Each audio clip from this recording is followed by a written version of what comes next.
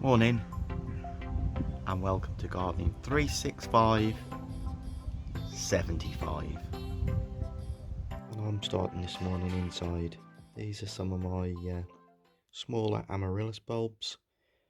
And what I'm doing is just trying to increase the size of the bulbs. These won't flower this year. They're a little bit dry at the moment, and I put 6 of these in 3-4 weeks ago. 5 of them have now taken. There's one still lagging a little bit, but hopefully that'll catch. What I'm going to do is water them with some rainwater. Now, rainwater is always better for plants than tap water. But if you haven't got access to rainwater, which I would find unusual, just get some tap water and let it stand for a few days before you use it, and that'll take the chlorine out a bit. And I found these are the last of my potatoes for planting for the year. Might take these out and put them in some soil and see if I can get them germinated. They have shriveled up quite a lot, but fingers crossed, still get some potatoes from them. And outside on the balcony now, this is a spider plant and it's looking a bit worse for wear. So what I'm going to do now is take this inside into the greenhouse so it avoids any frost. I'm just going to tidy it up a little bit, and then next year what I'm going to do is split it and start a new spider plant off. First job I've done to the spider plant is removed all of the runners apart from, and I'm going to show you what I'm going to do with these very shortly.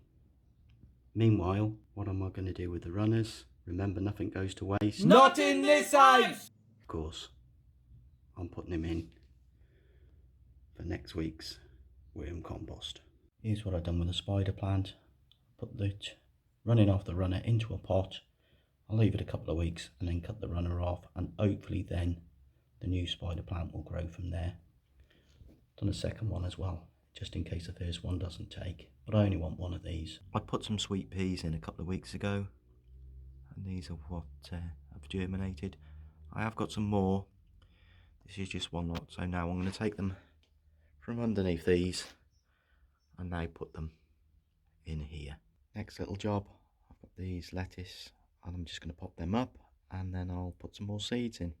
Those 5 that I've just potted up are probably a couple of weeks behind now the 6 that I potted up a couple of weeks ago, which is another classic example of succession gardening that I try and do during the winter months as well as during the summer months. And talking of succession, these are 2 more potatoes that I'm putting in. They're only in very small pots. I'll put them in bigger pots when they start to mature a bit. But succession wise, I've got these that are open, will be ready for Christmas Day, and a backup plan if not. And I've already got some more that I've taken out of pot and potted up in here, and some over there. So I've got plenty of potatoes growing at the moment. Cover the potatoes up now, and I expect to see these through in possibly 2 to 3 weeks. They are much slower to germinate now when the temperature is colder. During the summer, they'd take less than a week and they'd be through the surface. I've got a few amaryllis that are left over. They're only very small. They won't flower this year.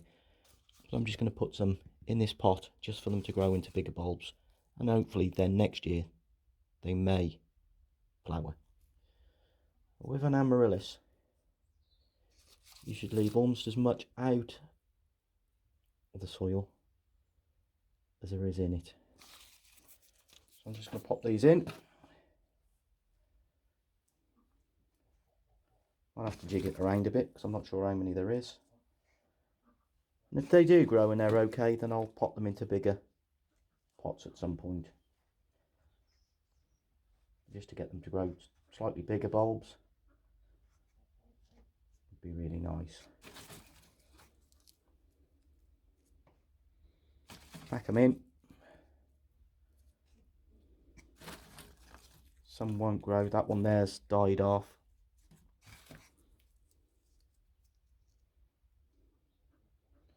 Cover the roots up. Really tiny one there, but it's got green on it. It should grow.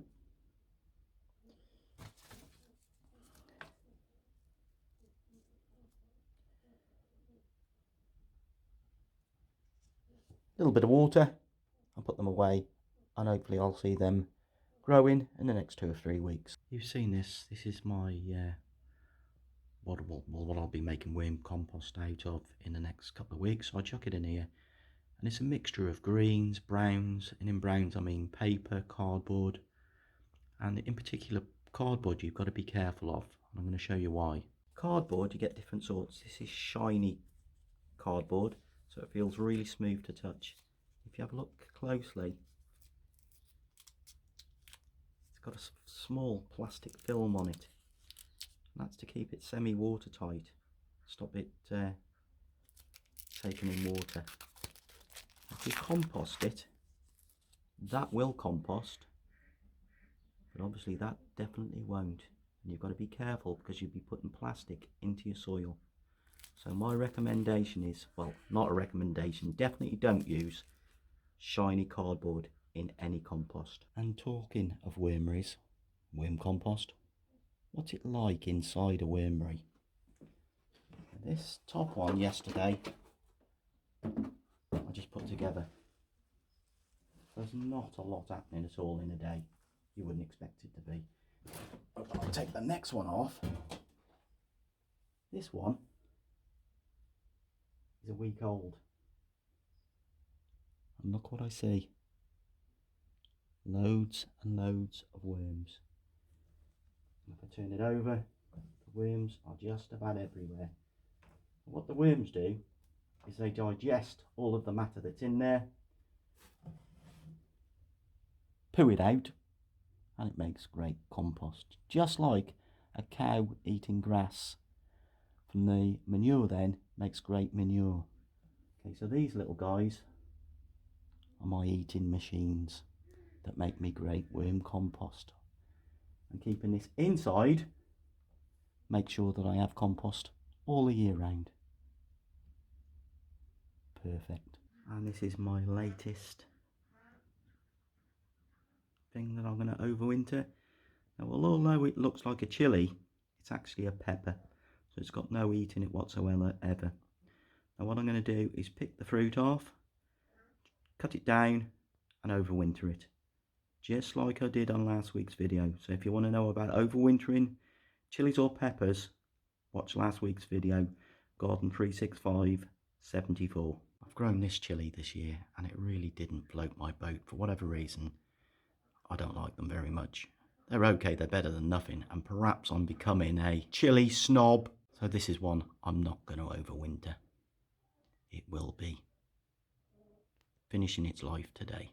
That's cleared the area of chilies now. I've still got some peppers and a calabrese down the bottom, but now I'm going to develop that area up there. And that's it, done with prepared soil now. And doesn't it look great? Now, I'm not going to plant anything in there today, and the reason why, this area could get frost at some point. So the most difficult time of a plant's life is during germination. So I'll show you what I'm going to do. I'll start the germination off in here where it's a little bit warmer because of the bubble wrap, and also I've got places to keep it even warmer within inside this area. So what I've done is just planted them in trays. I've got cauliflower here and calabrese here, and I know both of these will grow definitely during the winter. And now I've put them in the trays, I'll put them in a tray of water just to get some hydration before I put them away. I buy a lot of my seeds from a company called DT Brown. Now they are, I wouldn't say expensive, but they're medium to high price, but they do germinate really, really well. I also buy seeds from a company called Bargain Seeds. Now they are much, much cheaper. That little packet there would have cost 29p, so they are cheap as such. A packet of lettuce like that possibly could have cost £1.99, £2.99, so you can see the difference in price. Now these are special lettuce for growing in the winter. Ooh, they sound good. But every time you buy a packet of seeds from DT Brown, you get a free packet of seeds, and these are pak choi. So I'm going to grow some lettuce and some pak choi in here, not peas. Put the pak choi in. They're the same colour as the soil, so you won't see them. The lettuce are sort of white in colour, and you can see where I've scattered them around. Now try and scatter your seeds, if you are scattering them, as evenly as possible. Obviously this little area, I went a little bit nuts. but we're only human after all. I'm just about to plant another tray, and you probably think, what are those fancy tray dividers? And what they are is just seed tags that I've recycled. Nothing goes to waste. Not in this house! In the far tray, I've got something called hohi, which is a Japanese spinach. And in this near tray, I've got a more traditional spinach. But you can see the seeds are much bigger, and I can place them as opposed to scatter them. They're much easier to use seeds that are bigger. And in the time it's taken me to do the last couple of trays, the first tray now is fully hydrated, so I can take that out. Water will drain from it a little bit, but it will retain most of the moisture, and then I'll put the spinach into that tray there.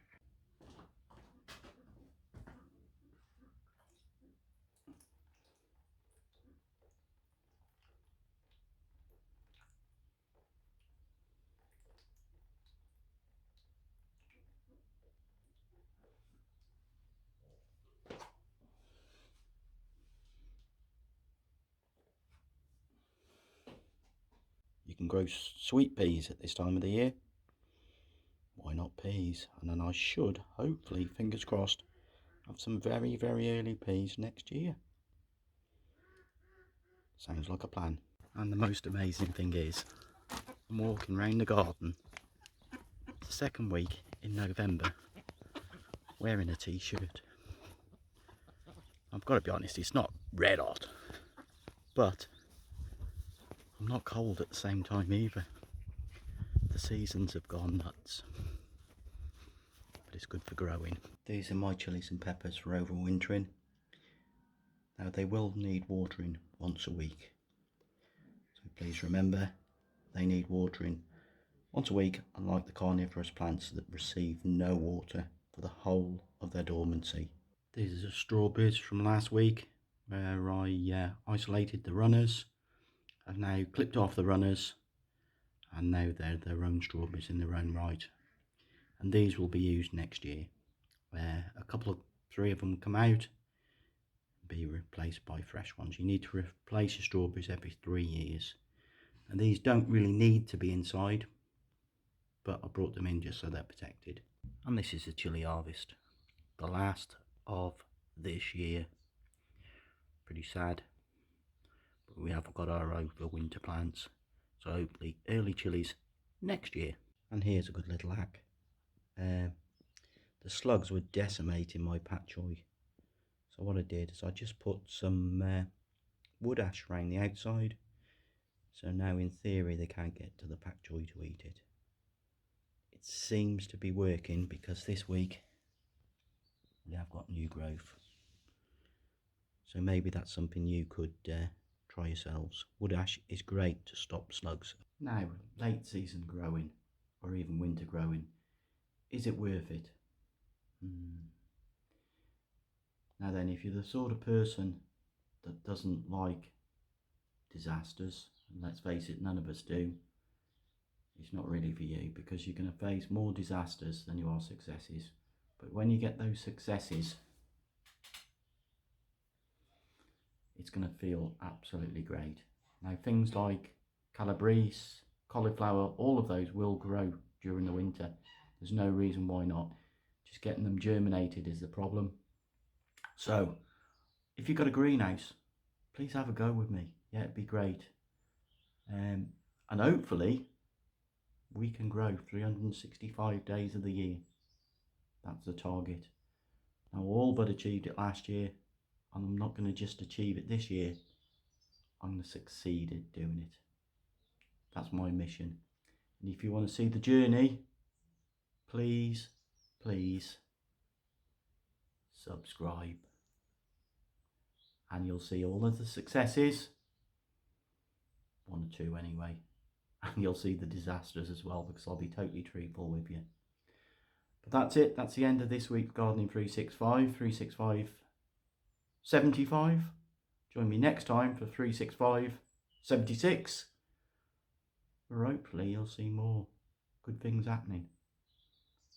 Until this time next week, bye. Have a great week. See you next time. And them worms are going to eat well next next week.